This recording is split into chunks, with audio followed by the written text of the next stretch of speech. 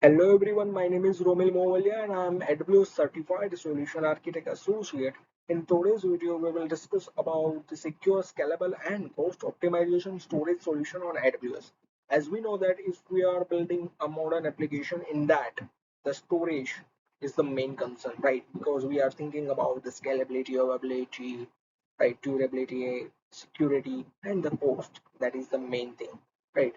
So I found the best service for the modern application, which basically use the common database services or common storage services. Okay, let's see in deep dive. Let's see. Okay, the first is the Amazon S3 service, which is the super duper best, right? The second is the Elastic File System, and third is the Elastic Block Storage service, right? And different other services are there. Basically, Amazon S3 is used for the common object storage, right? Object which basically contain the images, documents, logs, and everything, right?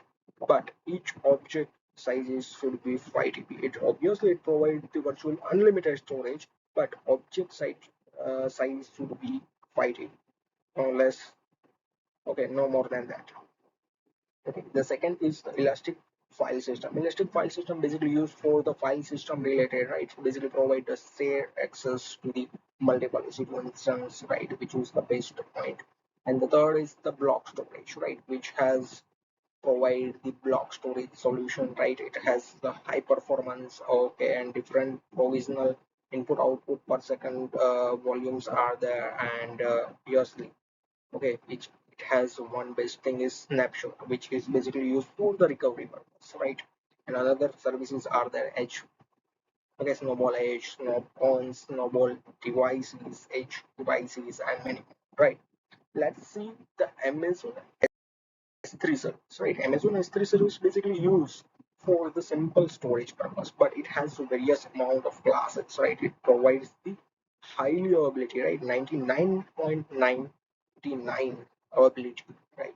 And 11 times 9 durability it provides, right? And one best thing related to pricing, right? There is a no pricing for inbound transfer.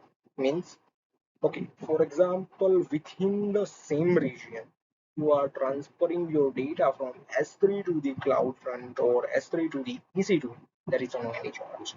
But if you transfer your data from S3 to the EC2, which is in the another region, it also incurs some amount of charges, right? And charges based on GB per month for data outbound transfer. What type of request, right? Get, put, list. Based on that, you have to pay, right? And one basic thing is S3 is it basically provides the security, right? Client side security, server side security, and versioning. Versioning for the backup purpose. For example, if one developer create S3 bucket and by mistake another developer will delete our bucket, so versioning will help us for, okay, as we know that in the development and some mistakes happen, so versioning will prevent any incident related to the uh, big giant companies has occurs in recent time, right? Okay. Data is basically replicated across multiple ability zones, so there is no any issue related the downtime and all, right? Unlimited storage it provides. Okay, let's see the main part of S3, which is the life cycle. These are the different classes of S3, right? The first is the S3 standard, okay, which is basically used for the frequent access, right? For example, if you are uploading a document or any images, or you need to access within a millisecond, so you can easily access. But here there is no any benefit related to the charges. It incurs the charges based on the request, okay, and based on what type of operation you have to do, right? So the second is intelligent diaring. Intelligent diaring, which basically save you a lot of cost. Why it save our cost? Because, for example, if you are uploading your image in S3 standard, or you are not need to access this data, okay, for the 2 months or 2 years.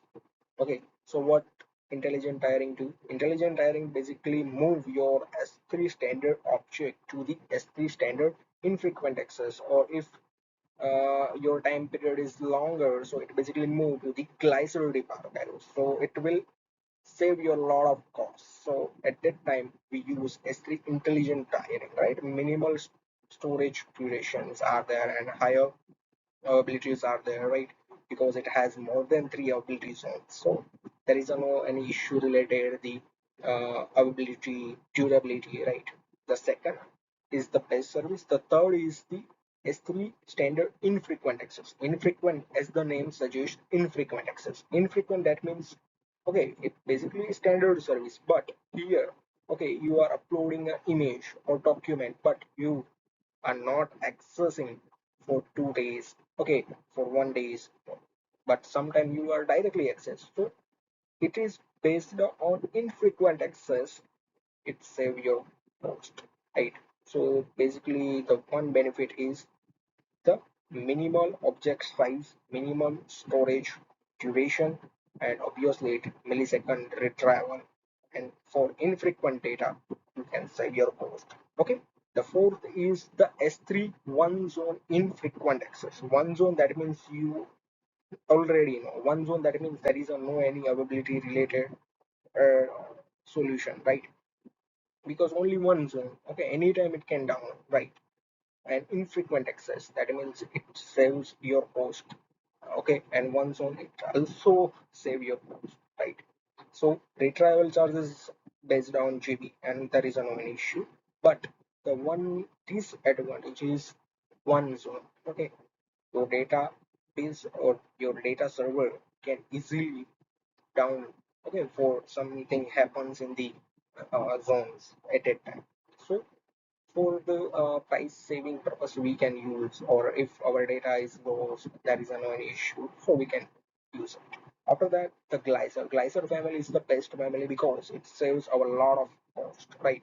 Because if you have money, if you are not accessing any data, so you are moving to the glycer, right? You are moving to the glycer, okay. And the last is the S3 glycer deep archive, okay, for long term storage, right? Long term storage, okay, for 2 years, 3 years, 4 years purpose we are storing our data into the glycer deep archive. Okay, let's see the life cycle how it works. Okay, for example, a user upload images, right? But images is not need to access for within a millisecond, within hours, or within a month, year. So what S3 infrequent access? It basically move your S3 standard object into the glycer deep archive, as we see in video graphic. So it basically capture the objects from the S3 standard, and then it basically move to the S3 glycer deep archive, which basically for long-term storage solution. It also incurs the highest amount of our cost, right? Okay, so we are moving to the next, that is Amazon EFS. EFS is the Elastic File System, which is basically related to the file system, right? Elastic, as the name suggests, elastic. Okay, a capacity that can easily scale up or scale down based on the demand, right? That is the elastic, right? And it basically used for the fully managed file system purpose, right? It can share, okay, shared across multiple EC2 instance or multiple virtual machines, right? And auto scaling features is also there, inbuilt as feature, right? Okay, share file is the best feature for that. And as I previously told, there is a no any limit. Okay, elastic, that means there is a no any limit, and storage is based on GB, right? In all the storage service, okay, it's based on GB and throughput purpose. Okay, the third is the elastic block storage. It is the block storage. Elastic, that means you can easily scale up, scale down based on the demand, right? It's a high scalability.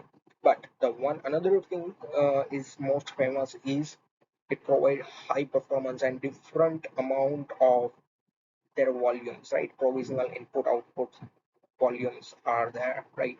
Storage is based on GB, and another best thing is snapshot. Okay, another best one is snapshot because for any for any incident happen, and due to this incident we lost our lot of data. So at that time our snapshot is take all the responsibility and we can recover our data from this snapshot, right? It's like a backup purpose we use snapshot, which is the best features of the elastic block storage. And elastic block storage has the same pricing related things, right, as compared to the other, right? Like Amazon S3, the price is free, but free in same region case, right? For example, if you are transfer data from one region to another region, right, it will incur some amount of charges, but within the same region there is no any charges. Okay, it is a free. Okay, let's see the common difference. The S3, EFS, and EBS that basically store the their file systems, block storage, and the object, right? But S3 is designed for the object level purpose. EFS is basically designed for the file level purpose, and EBS is basically designed for the operating systems, right? Block and all the thing storage purpose. We use the block storage, right? Here all has storage per GB basis charges, right? And virtual unlimited storage provided by the each service. The main concern is when we are use which service. For example, if you have no any high amount of access to the DB, okay, and you only need to upload your files or documents in the portal or retrieve, so at that time you should directly use the Amazon S3.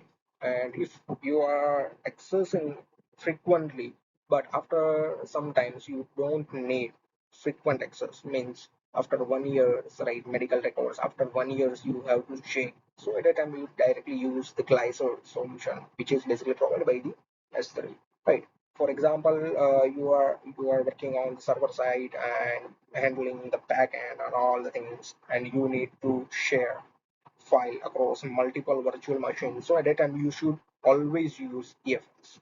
It basically used for the access system to the different virtual machines, right? The third is EBS. EBS is basically elastic block storage, right? Block storage. Okay, for example, our database is operating system which require the block storage. Okay, and which is the best storage solution. And it always attached to the EC2 instance. Okay, if our virtual machine is there, so it is always attached. And the one thing is snapshot. It all automatically captured the snapshot with that will help us in the any incident happen at that time, it will help us. Okay, so let's see. For example, if our data, okay, is in on-premise and we have to move our on-premise data to the AWS server, right? So how many approaches are there? There are several solutions are there, several services are there, right? For example, you have less than 10 terabyte of data and you have to transfer from on-premise to the AWS cloud, okay, via the internet, right? Via the internet you have a high amount of and good amount of bandwidth, okay, and you have a data capability, so you can use any AWS services, right? Direct connects are there, right? AWS CLI SDKs are there, so you can directly use it. But if your data has limit like 10 terabyte to 1000 terabyte or 100 terabyte, right, you should always use AWS Snowball or Snowball Edge, right? Because the here you have a limited bandwidth or offline data transfer need, right? So you should always use Snowball or Snowball Edge, right? But you have a petabyte of data or petabyte of scale of data, so you should use the AWS Snow Mobile, right? Snow Mobile is basically you are transferring your data via truck, okay, because it has too much data, right? So there is a main three service for offline data transfer, right? Okay, so AWS NoCons is basically used, for example, if your field is farming related or any site related, right? So at that time, some edge locations are there, or in that you have to capture the each and everything, right? But via portable device, right? Because then there is a low amount of bandwidth and the data transfer capability. So you should always use the portable device, right? Which has capacity approximately 8 terabyte of capacities are there, which is basically ideal for edge location, but low data volumes are there. So at that time we use edge AWS normals. Guys, as per the today's discussion, we are exploring the S3 and different classes of S3 when we use which service based on our use case, right? We are exploring the different services and all the things. Or for example, if we have on-premise data, right, and we move to the cloud and we have limited bandwidth, so at that time we are exploring the three different services: no ons, no ball edges, and there's no mobile, right, which is basically for the offline data transfer. As we use it. Okay, thank you.